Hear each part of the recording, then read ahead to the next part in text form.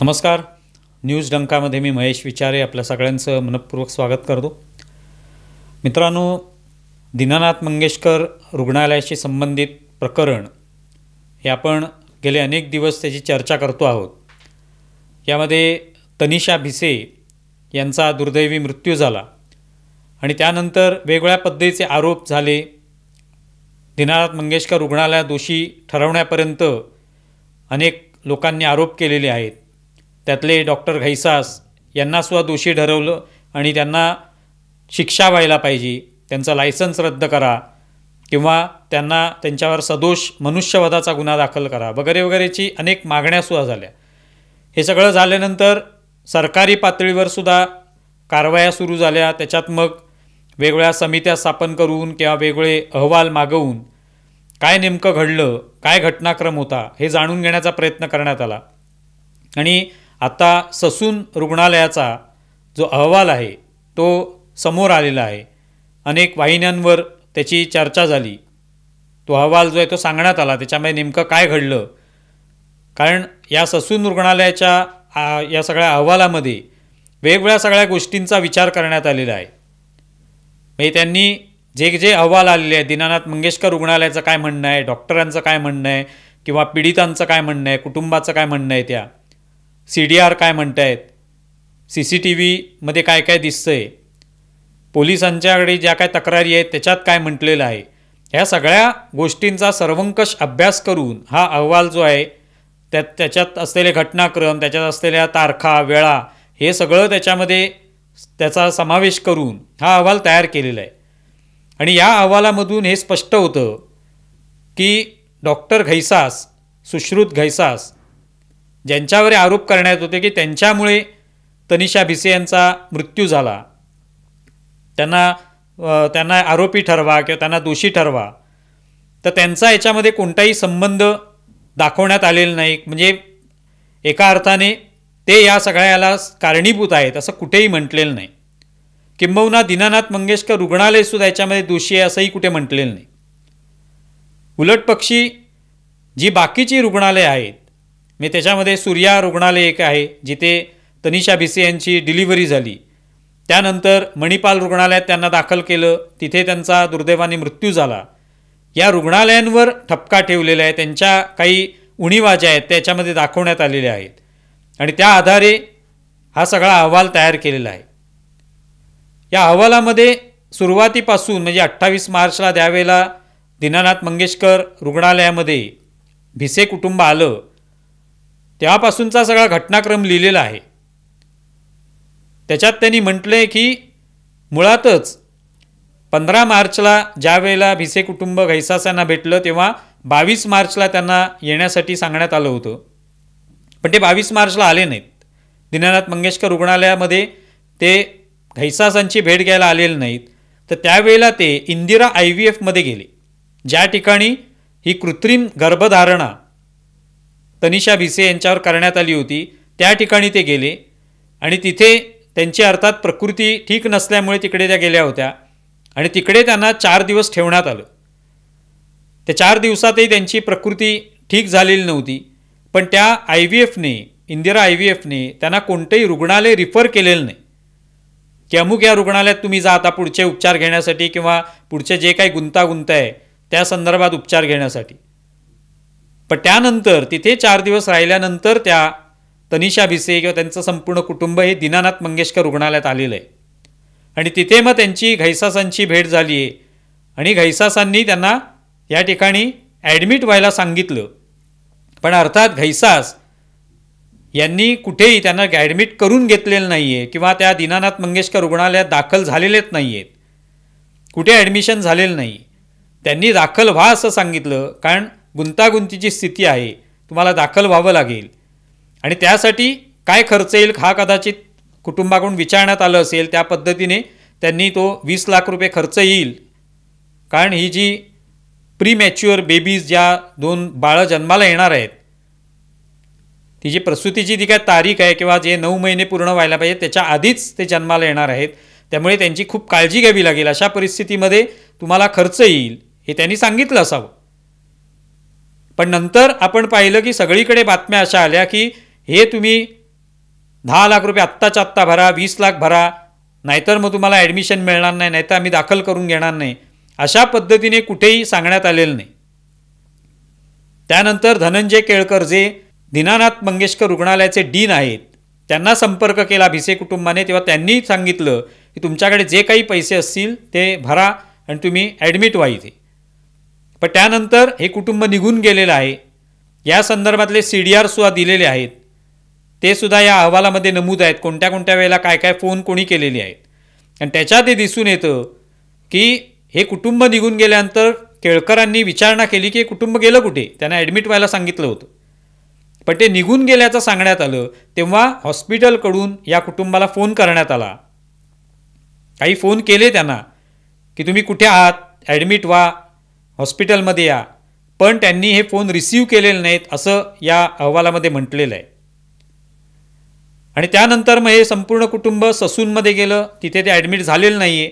तिथून मग हे कुटुंब जे आहे हे सूर्या रुग्णालयात गेलं, तिथे त्यांची डिलेव्हरी झाली. 2 बाळांचा हा प्रीमॅच्युअर बाळांचा जन्म झालेला आहे. पण त्यानंतर अनेक गुंतागुंतीच्या घटना घडल्या, रक्तदाब वाढला प्रचंड, आणि तो रक्तदाब वाढल्यानंतर तिथे त्यांना परिस्थिती जी आहे ती अधिक बिकट बनली आणि त्यामुळे त्यांना मणिपाल रुग्णालयात हलवण्यात आलं. आता ते सूर्या हॉस्पिटलनेच त्यांना रिफर केलं होतं किंवा त्यांनी स्वतः निर्णय घेतला आहे माहिती नाही, पण ते मणिपाल रुग्णालयात गेलेले आहेत. या सगळ्या काळामध्ये म्हणजे दीनानाथ मंगेशकर रुग्णालय ते सूर्या हॉस्पिटल या संपूर्ण काळामध्ये, या संपूर्ण एवढ्या प्रवासामध्ये कुठेही तनिषा भिसे यांना रक्तस्राव झालेला नाही, हे अहवालात म्हटलेलं आहे. जो सातत्याने आरोप केला होता की दीनानाथ मंगेशकर रुग्णालयामध्ये आल्यानंतर त्यांना प्रचंड रक्तस्राव होत होता आणि तरी त्यांना दाखल केलं गेलं नाही, त्यामुळे त्यांचा मृत्यू ओढवला. तर याला कुठेतरी छेद देणारं हा अहवाल आहे की त्याच्यामध्ये ते म्हटले की मुळातच दीनानाथ मंगेशकर रुग्णालयात आले त्यावेळेलाही त्यांना रक्तस्राव होत नव्हता किंवा सूर्या हॉस्पिटलमध्येही त्यांना रक्तस्राव होत नव्हता. पण अर्थात रक्तदाब प्रचंड वाढला डिलिव्हरी झाल्यानंतर आणि काही गुंतागुंत तयार झाली.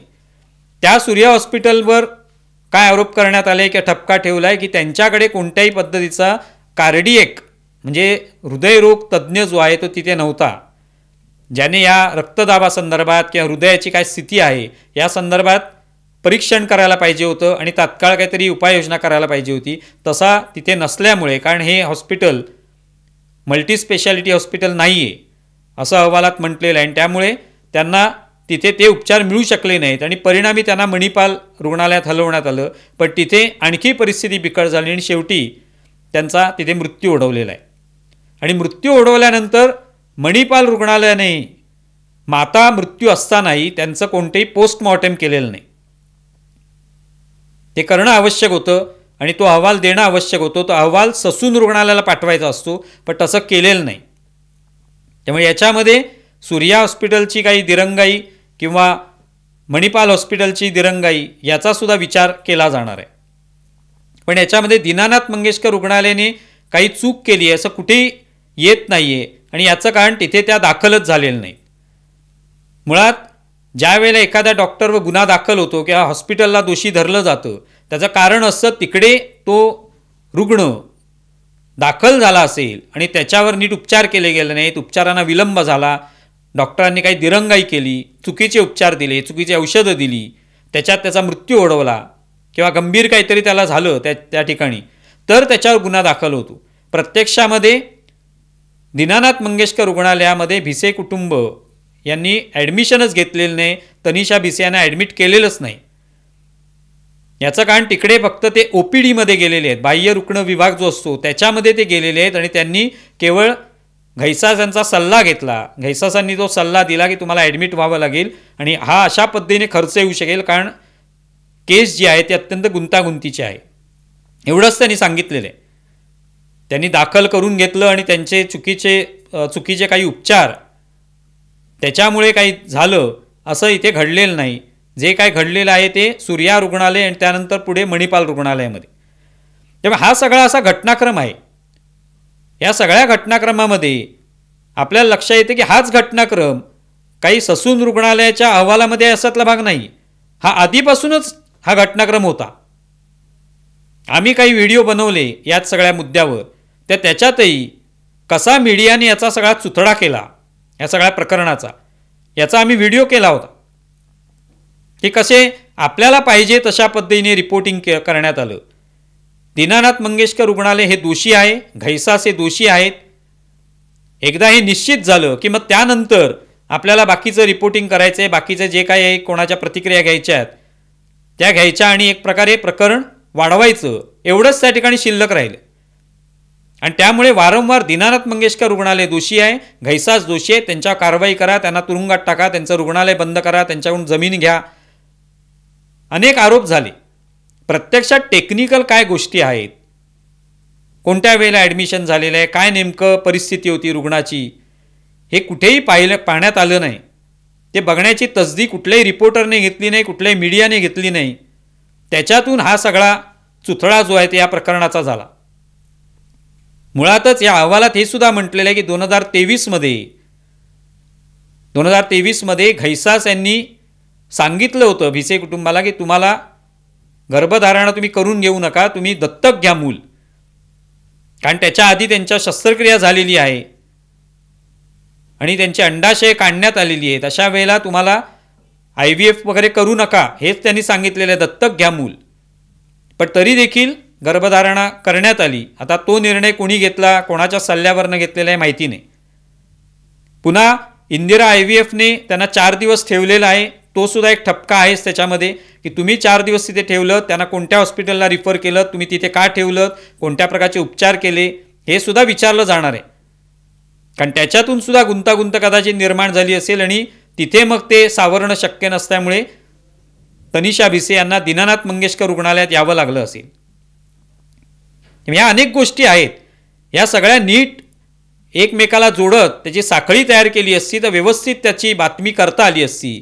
पण दुर्दैवाने कोणी ती बातमी केली नाही. सगळ्यात पहिलं जे वृत्त आलेलं आहे इंग्रजी वर्तमानपत्रामध्ये, त्यांनीच पहिल्यांदा चुकीची बातमी दिली की 20 लाख भरले नाहीत म्हणून गर्भवतीचा मृत्यू. ह्या बातमीपासून सगळ्या या बातम्यांचा चुथळा होत गेलेला आहे. कोणत्याही प्रकारची नीट गोष्टीची शहानिशा करणे अत्यंत आवश्यक असतं. राजकीय आरोप ठीक असतात, राजकीय आरोपांमध्ये कोण काय कोणावरही काही आरोप करतं, भ्रष्टाचाराचे आरोप करतं, कसलेही आरोप करतं, अश्लाघ्य भाषा वापरतात, दुसरी व्यक्ती त्याच्याबद्दल वापरते, त्याच्यात कोणालाही काही फरक पडत नाही, नुकसान होत नाही. पण जेव्हा अशा पद्धतीने आरोप केले जातात अशा गंभीर प्रकरणामध्ये, तेव्हा एखाद्या संस्थेची प्रतिष्ठा धुळीस मिळू शकते, एखाद्या व्यक्तीचं पूर्ण करिअर जे आहे ते उद्ध्वस्त होऊ शकतं. याचा विचार करण्याची आवश्यकता आहे.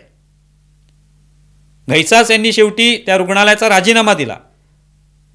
आता त्यांना परत घेतील किंवा हा मुद्दा नंतरचा आहे, पण हा बळी जो आहे, जसा तनिषा भिसे यांचा बळी गेला या सगळ्या प्रकरणात, कोणाकोणाची दिरंगाई आहे यावर मी काही बोलणार नाही.